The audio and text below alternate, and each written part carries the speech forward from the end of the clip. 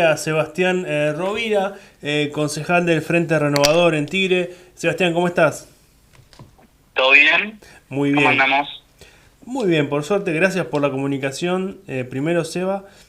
Bueno, quería empezar por preguntarte por lo que pasó la semana pasada en el Consejo Deliberante, esta aprobación de la regulación de las construcciones en altura. Vos y tu bloque votaron en contra. Quería preguntarte primero qué implicó esto y por qué se opusieron. Mira, nosotros venimos ya denunciando hace tiempo que en Tigre falta una mirada de futuro de la ciudad, porque no hay planificación de la ciudad, no sabemos bien hacia dónde estamos yendo y como consecuencia tenemos, bueno, lo que vivimos todos los días los vecinos de Tigre, que es los barrios colapsados, los servicios que no alcanzan, los barrios que pierden su identidad. En el medio, bueno, la justicia frenó la habilitación de nuevas torres en Tigre, justamente porque entendía que había sobre todo un impacto ambiental que podía ser irreversible en nuestra ciudad. Y lo que vimos que se aprobó el martes pasado simplemente es un parche para la justicia, para que se vuelvan a habilitar las torres en Tigre y que pueda seguir todo como si nada. Nosotros principalmente nos opusimos porque entendemos que esto no es la solución de nada ni para nadie, porque se terminan habilitando todas las torres que se habían puesto en pausa en su momento por la justicia, e incluso todavía más, sin tener ninguna planificación, sin importar nada. Entonces seguimos como antes, e incluso te diría que en algunas situaciones hasta peor. Los vecinos se sienten que no fueron parte, hay muchas construcciones que están habilitadas a las cuales los vecinos se oponen. También durante todo este tiempo los vecinos se fueron organizando y se fueron presentando en la justicia, entonces tenemos desarrollos inmobiliarios judicializados y varios que fueron frenados por la justicia, con lo cual la verdad que para mí esto no soluciona nada, genera peleas y conflictos dentro de los barrios. Creo que te diría que cada vez peor esto, pero bueno, es mi mirada y es la mirada de nuestro bloque y por eso un poco lo expusimos el otro día en el Consejo Deliberante. ¿Y esto que se aprobó que va a ser judicializado, crees? Mira, yo no soy abogado, pero entiendo que ahora el Ejecutivo lo tiene que promulgar, lo tiene que publicar en el boletín oficial, que todavía no lo hizo, o sea, tiene que ponerlo en vigencia. Después de eso lo tendrán que llevar al juez, donde está la cautelar, y el juez evaluará si cumple con los requisitos para dar de baja la cautelar o no. Así que nosotros estamos expectantes y viendo qué es lo que sucede. Y bueno, seguimos hablando con los vecinos, seguimos todos muy preocupados por la situación. Y bueno, seguiremos plantando nuestra postura. Seba, preguntarte cómo estás viendo hoy a los vecinos de Tigre en este contexto económico, social tan difícil y envueltos encima en escándalos de corrupción del gobierno nacional, ¿no? Porque si me decís que el vecino siente que hace un esfuerzo, pero el gobierno, no sé, demuestra cierta pericia, cierta honestidad, pero de golpe la gente la pasa mal y ve a jefe de gabinete yéndose a Punta del Este en avión privado, ¿no? Digo, ¿cómo ves a los vecinos de Tiro? Vos que como concejal tenés la cercanía diaria. Mira, yo siempre digo lo mismo. Tigre es una de las ciudades que más sufre de la situación del gobierno nacional. Digamos, primero porque se paralizaron todas las obras, en particular las obras de agua potable y de cloacas que nosotros teníamos en ejecución en la ciudad.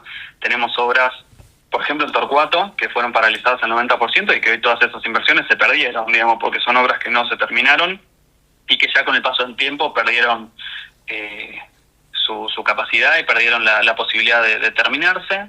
También hay vecinos, por ejemplo, en las islas, que dejaron de recibir agua potable, entonces terminan retrocediendo en el tiempo en algunos derechos básicos que habían accedido y habíamos logrado obtener. Y después, bueno, ni hablar con todo lo que estamos viendo del gobierno nacional y la situación o la política económica, nosotros en Tigre y en el corredor norte, no solo para hablarte de Tigre, tenemos un sector industrial muy importante, el sector automotriz, las industrias alimenticias, bueno, por ejemplo el caso de FATE, que fue el último caso emblemático dentro de la región, que por supuesto que deja familias en la calle, tanto directa como indirectamente, y también, por supuesto, a todos los comercios que cierran, los alquileres que suben, los servicios que suben, las ventas que caen.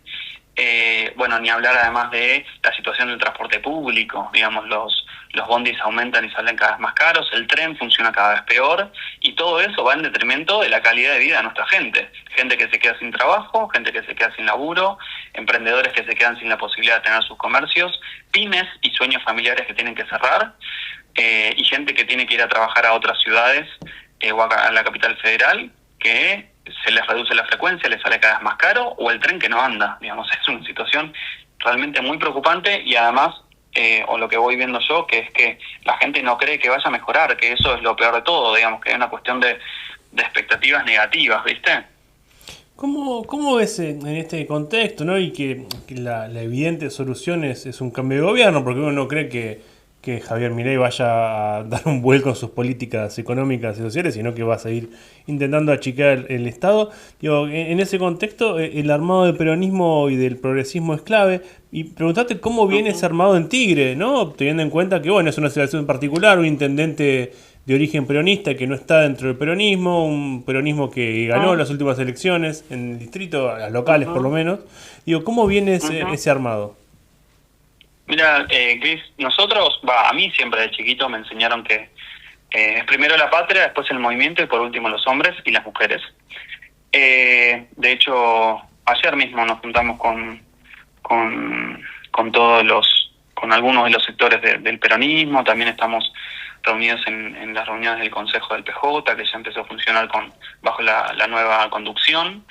En donde yo lo que veo, en principio, es un peronismo que está motivado, digamos, un espacio, Fuerza Patria, con todos los sectores, digamos, que forman parte del espacio, que está motivado, que tiene ganas, que empieza a discutir un proyecto de ciudad unificado de cara a los próximos años, que eso me parece sobre todo lo más importante, de cara a la continuidad del espacio y de cara a tener una propuesta competitiva y seductora para la gente, digamos, que convenza y que logre persuadir.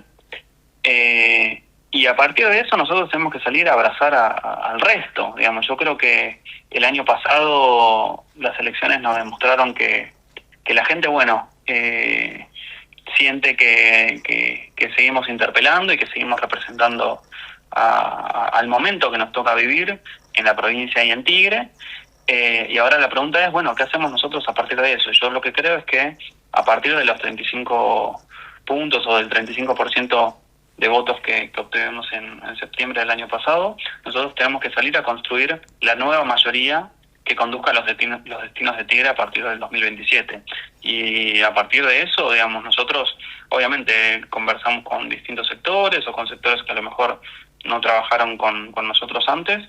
Y yo te puedo asegurar, Cris, que cuando uno discute la ciudad, cuando uno discute los problemas del día a día como vecino, son muchas más las coincidencias que las diferencias que podemos encontrar con gente de otros espacios. Y bueno, en eso nos estamos abocando y en eso estamos trabajando, que es ampliar, abrazar y poder representar de la mejor manera a los vecinos de Tigre. Y en ese sentido, ¿están abiertos a volver a hablar con el propio Julio Zamora? Porque Mariana Gamarini, en la asunción de autoridades, dio un discurso en el que lo llamó a volver al peronismo a Zamora. Mira, el peronismo es mucho más grande que cualquier persona y ningún dirigente se puede arrogar el tener el peronismo guardado en su bolsillo o que uno es más peronista que otro. Digamos, el peronismo está por sobre los hombres y las mujeres y cualquiera que se sienta parte del espacio del movimiento tiene que venir al partido y ser parte. Digamos, digamos, así como decís vos, Cris, en aquel reunión cuando asumió la nueva conducción del PJ fue invitado tanto, bueno, Malena lo invita al intendente y por supuesto a todo el resto, pero es un poco eso, digamos, es entender que el partido está por sobre las personas y que en este momento la gente necesita a un peronismo que trabaje viste, sin mezquindades, mirando a la gente, sobre todo a la gente que la está pasando mal. Pero bueno, eso después depende de cada uno, dónde se sienta representado. La verdad es que el intendente en la elección anterior fue parte de la alianza de Somos, con los radicales, y bueno, si él se siente representado ahí, digamos, está bien, digamos, nadie le puede decir que está bien y que está mal, solo él. Entonces, bueno, él dirá. Seba, la última, y bueno, como parte del Frente Renovador te hago una pregunta. Es tu opinión, sé que esto se lo tenemos que preguntar a Sergio, pero digo, tu opinión. Viene sonando muy fuerte que Sergio, presidente o Sergio gobernador. ¿Te gusta una de las dos opciones? A mí me gusta el espacio unido, eso es lo que me gusta a mí. Muy bien, está bien, saliste muy bien, está perfecto, está perfecto. Bueno, Y el Seba, espacio unido elige, y después que el espacio unido elija a sus mejores candidatos. Yo lo que quiero es que el año que viene podamos conducir los destinos de nuestra patria, de nuestra provincia y también de nuestra ciudad. Eso es mi mayor sueño y eso es para lo que trabajo todos los días. ¿Mm? Seba, mil gracias por tu tiempo,